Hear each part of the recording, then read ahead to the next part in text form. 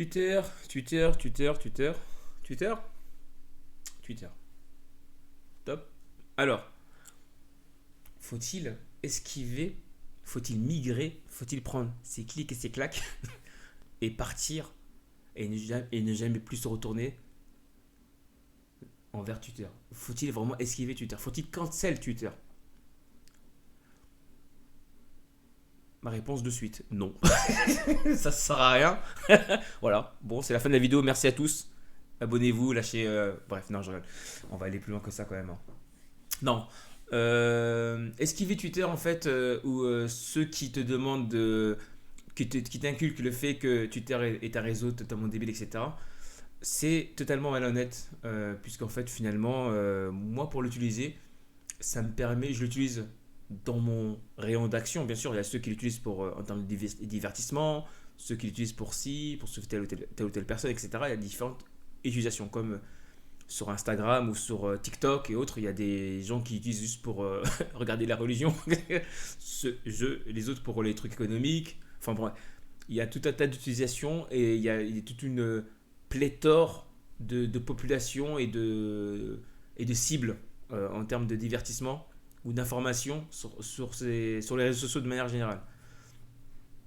Twitter n'esquive pas, en fait, n'est pas l'exception à la règle, hein, en fait. Twitter subit la même chose, en fait. Et c'est très bien. Dans mon utilisation que j'ai, en fait, concernant, si je parle de l'utilisation que j'ai, c'est plutôt pour m'informer un peu, pour voir. Moi, de mon côté, je m'abonne à tout le monde. Je m'abonne à tout le monde. Sur mon Twitter, je suis abonné à tout le monde et je regarde, en fait, les différents avis, les différentes opinions sur telle ou telle question. Euh, et c'est très simple comme ça. Ça permet en fait tout simplement de ne pas avoir seulement une seule vérité, ne pas avoir seulement le ministère de la vérité qui te dit c'est comme ça qu'il faut réfléchir, c'est comme ça que c'est comme ça qu'il faut prendre le récit qui t'est donné. Et puis voilà quoi. Non. Twitter est un très très bon réseau social. Elon Musk, depuis qu'il l'a racheté, d'après moi, d'après ce que je vois, parce qu'en fait, il y a deux tendances. Il y a les mecs qui disent, pardon, je vais mettre ma main ici, il y a ceux qui disent, c'est une catastrophe, frérot, c'est une catastrophe, Twitter est devenu n'importe quoi. Il a viré du monde, il a fait ci, il a, il a réactivé des comptes de complotistes, etc., blablabla, etc. Et c'est inadmissible.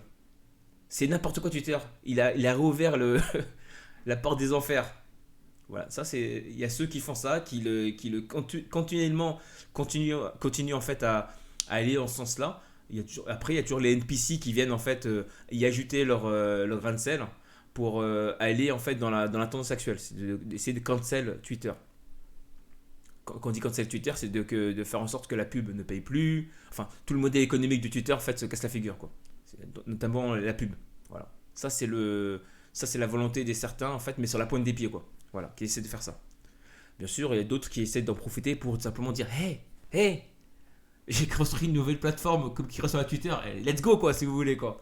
Donc voilà, il y a ceux qui profitent aussi de tout est une sorte de tout est possible en fait en termes de tout est chapitre en fait à des opportunités. Voilà. Moi, je regarde en fait de l'autre côté. Ma main elle est comme ça, hop, de l'autre côté, hop, hop. De l'autre côté, je vois en fait d'autres sons de cloche. Il a viré du monde parce qu'il foutait rien. Il a viré beaucoup de monde parce que ça foutait rien. Il a une équipe solide sur laquelle il s'appuie pour en fait faire en sorte d'améliorer Twitter. Il annonce par moments il avance des idées de moi-même qui pose à la communauté pour savoir en fait dans quelle direction il pourra aller, notamment pour les badges bleus. Il avait soumis l'idée d'avoir, il y a une personne qui avait soumis l'idée d'avoir plusieurs couleurs en fonction du régime, toi, bleu, machin, etc. Je crois que c'est peut-être le cas ici. J'ai pas trop réussi en fait, excusez-moi, mais je crois que c'est peut-être là ici. Mais il y avait plusieurs types de couleurs qui étaient peut-être proposées pour en fonction de la typologie des personnes. Enfin, des entités plutôt, si c'est une entreprise, c'est vert. Si c'est un gouvernement, c'est rouge, tu sais, bon, vous connaissez quoi. C'était une idée. Après, voilà. Après, et rendre payant l'ensemble des ceux qui deviennent, qui ont qui ont le badge bleu, puisqu'en fait, apparemment, pour l'obtenir, c'était un peu bizarre en fait. Il y a ceux qui l'avaient assez rapidement, il y a ceux dont certains employés de Twitter en fait demandaient de l'argent, apparemment, pour l'avoir, etc., etc. Bon, bref. Au-delà de cela, il essaie d'avancer sur d'autres points, c'est de rendre la monétisation une monétisation pour les créateurs sur la plateforme. Ça, c'est un projet qui est avancé. Je ne sais pas comment ça va se passer. Je ne sais pas dans quelle forme. Mais il est vrai qu'il y a des gens qui animent totalement la plateforme, effectivement.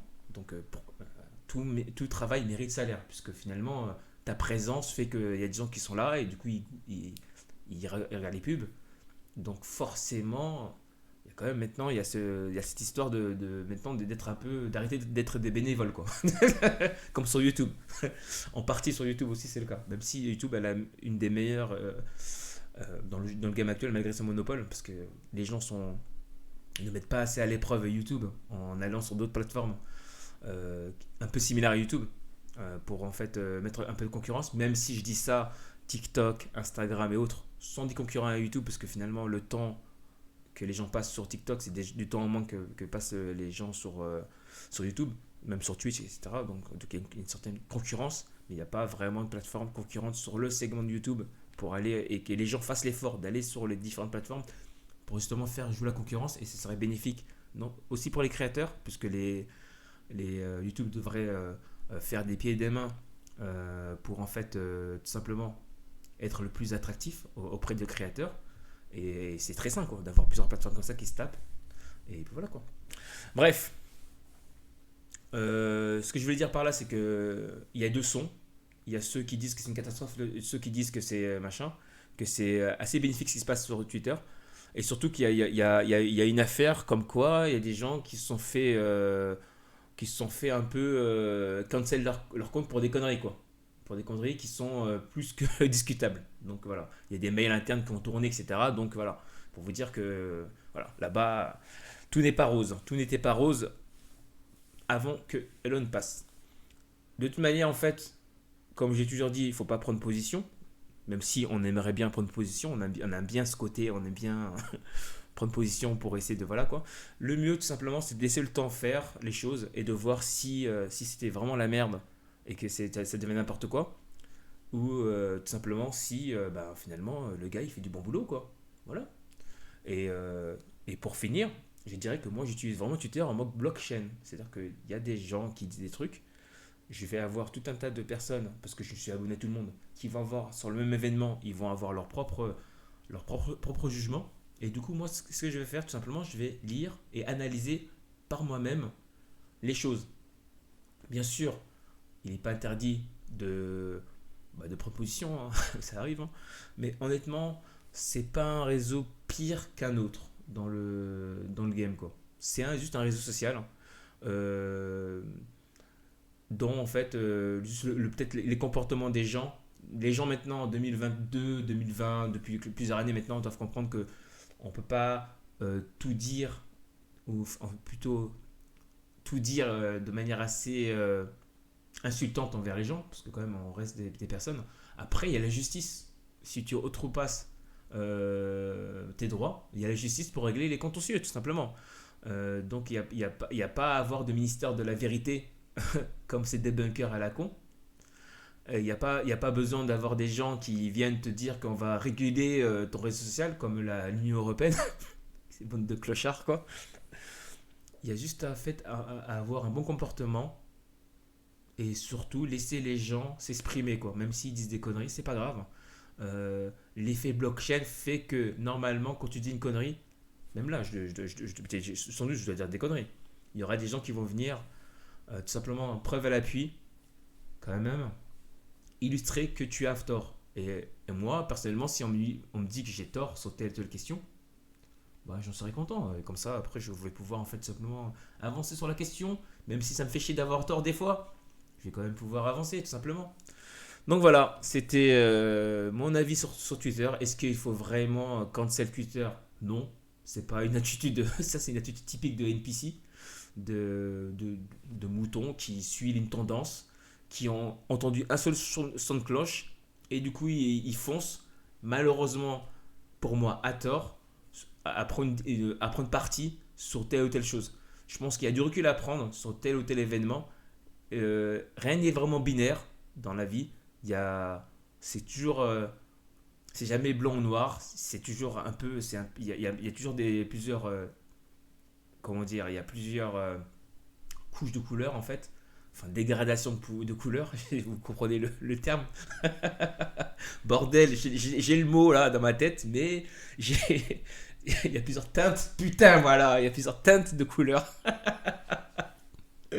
Du coup, c'est jamais, il y a toujours des petites variantes comme ça, tac. Donc, c'est jamais noir ou bleu, c'est jamais 0 ou 1. C'est beaucoup moins binaire que ça. Donc, voilà.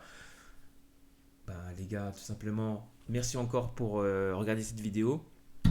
Et à la prochaine pour une autre vidéo. Je pense que je parlerai maintenant de jeux vidéo et de Final Fantasy XVI.